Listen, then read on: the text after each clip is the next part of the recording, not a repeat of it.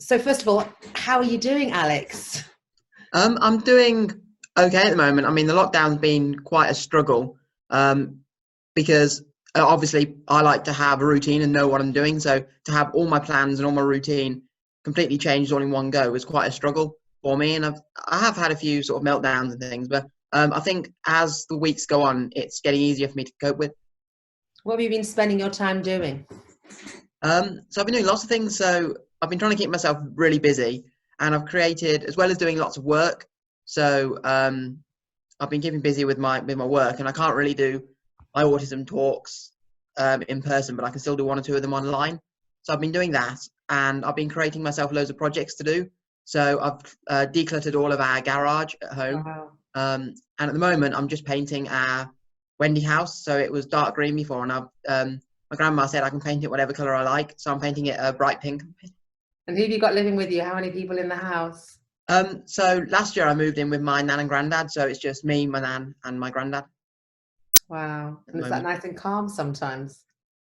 It really is because, I couldn't be in a better place in this kind of situation because I moved in last year when my parents moved out of Solihull where I live. And to be honest, if I'd had to lock down with my sisters, that would have been a nightmare. So Why? I'm really glad. I'm really glad that I'm with my grandparents because I've spent a lot of time with them over the years anyway. Why would locking down with your sisters be a nightmare? Well, me and my sisters have never really got on very well. So it wouldn't have been good to be in the same house as them for like weeks and weeks on end. So it's just good that I'm with people that I really get along well with. And how are you staying connected to people? Because that's quite important, isn't it? Well, one of the things I'm doing is I'm having loads and loads of like Zoom and FaceTime calls with my family and friends. So all the people, because that's one of the other things, not seeing people that I would normally see like every single week has been quite difficult. So sometimes I have like 6 or 7 FaceTime or Zoom calls with them on any single day. So that's been fantastic because it feels like you're actually with the person when you can actually see them on the phone. And how do you find the Zoom conversations more than talking in person? Do you like them? Do you find them more challenging? No, I find them fine to be honest. I mean, before I was saying this to one of my friends before the lockdown, we did used to speak with each other, but it was only ever on like a normal phone call. So to be able to actually see the other person is brilliant, and it feels almost like you're with them in the room. And even with my aunt, we FaceTime every single day almost. And before, I never really used to FaceTime her because she was always over in Solihull, so I could always pop down and see her. But I think that's something that I will carry on with after the lockdown.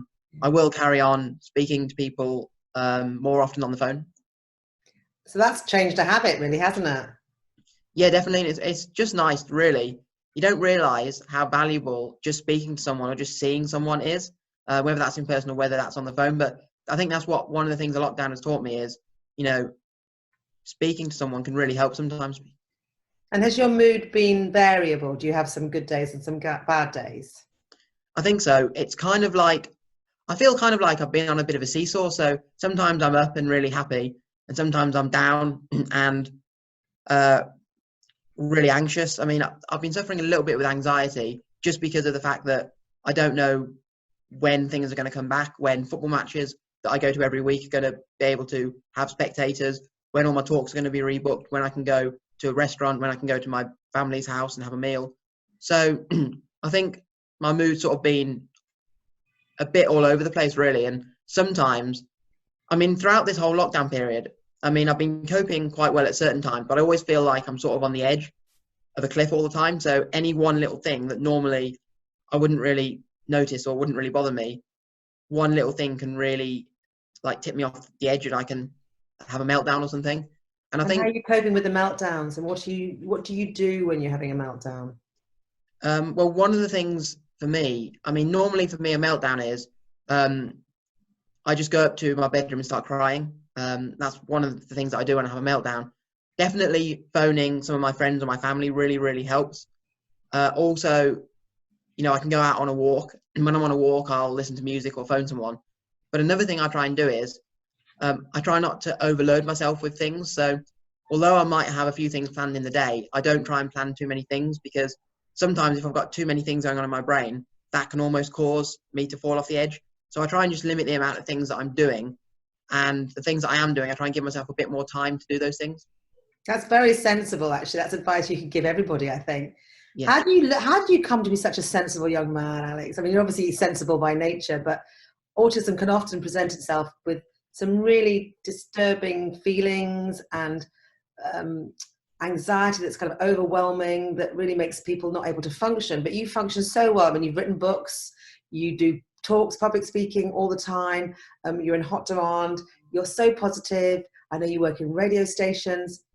When was that always possible, or was there a transition period through your life where you thought, actually, things are starting to work in my favor now? I can be much more Alex and have my views heard and have my personality out there. Can you think of a time when it wasn't so good and how it transitioned?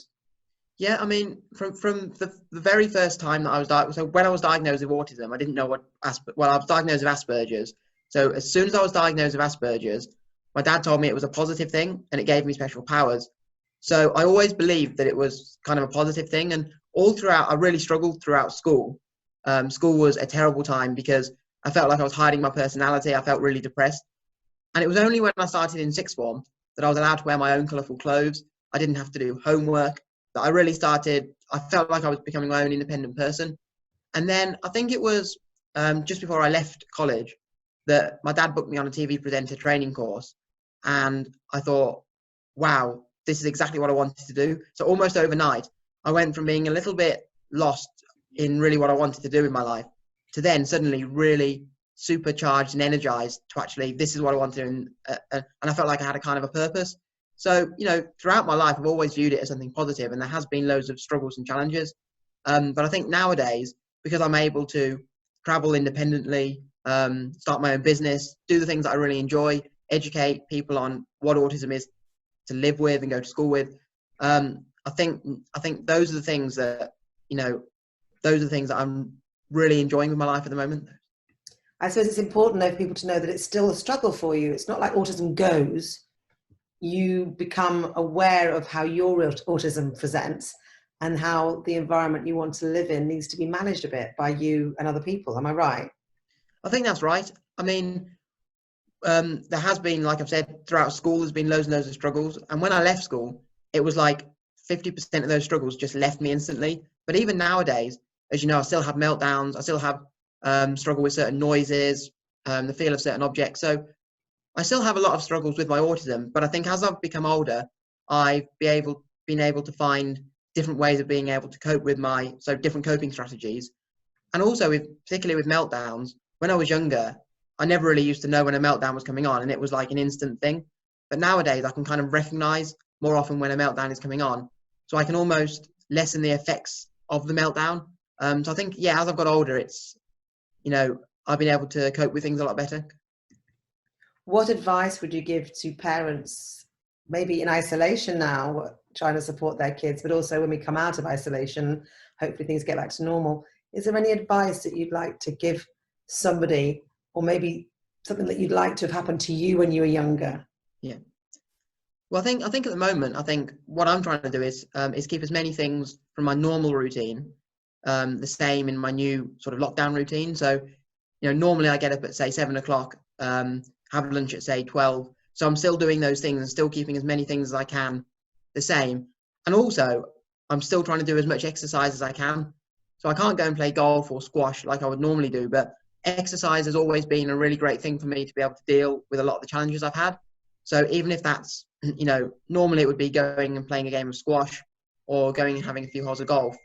But I think now it's kind of going on a walk, playing football in the garden with my granddad. So, those are some of the things. And, not looking at the bigger picture. So I'm not sort of thinking, oh, what's going to happen next week or the week after, but I'm just taking things sort of 2 or 3 days at a time and almost managing my time. So I'm not too stressed about too many different things all at once. So I suppose one of the things I heard was your dad giving you that wonderful positive message when you were young was the real kind of starting point for you to be able to go, actually, I'm okay with my autism. It's not ideal. It's a challenge, but actually autism itself is not going to be defining me, and it's not going to be negative. And I think I'm wondering if more parents could do that for their children, because it really makes a difference, doesn't it? A massive difference. I mean, when I first got told, oh, by the way, Alex, you have Asperger's, I had no idea what it was. So the only thing I knew was the things that my dad had told me straight after that meeting, which was look upon your autism as something positive. It gives us special powers, like being able to think differently. And he said to me that lots of our family have autistic traits. So because that was all that I knew about Asperger's at the time, it's what I kind of believed. Yeah. And my dad's always been a really, really positive person, and my mum as well. And they've always really understood my autism. So they've been two people who I can always rely on to sort of help me out if I need a chat or if I need to talk over things with someone. And, I think a lot of the time, I always find that what you think about your autism or your Asperger's, a lot of the time is the same as what you think of, as what your parents think of autism or Asperger's, because, it's like young children supporting the same football team as their parents or something, just because it's what their family do. So they follow in their family's traits. But for my dad to say that, it was probably one of the most valuable things I've ever been told, because it gave me that footing to think, right, okay, autism is going to be a challenge, but there are also many, many positive elements of it. And those are the things, even nowadays, that I like to focus on every single day. And is that hard some days, or is it easy for you to be positive? I always try and be a positive person. I think certain things are harder for me because I have autism. But then again, certain things that people would find quite difficult, like for instance, my grandma said she wouldn't be able to eat for a week if she knew she was going on the radio, for instance. And when I go on the radio, I don't even think really about it. I just do it and enjoy it. And that's kind of a positive trait of my Asperger's, that I don't get nervous. But, it is a challenge, because autism's not, it's not all roses. It can be a struggle. But, there are many, many positive elements of it. And like I said, those are the things that I like to focus on. And, I've got it for the rest of my life. So I prefer to focus on, as I've said, the positives. Something I was talking about yesterday with one of the other conversations I was having was a different subject, but about autism on social media and how you find it. Because I know you do quite a lot of posting, which is fantastic. Yeah. And whether you find it a positive thing or whether sometimes you get some negative feedback, whether you find it gives you great satisfaction or if it leaves you dissatisfied. Just curious to sort of ask that question. Yeah, I think it's brilliant that a lot more people are using social media to spread awareness for autism, because, it's only really the last sort of 10 or 15 years that it's sort of come to the fore. And even now, a lot of people, especially when I was at school, they had sort of preconceived ideas about what autism was.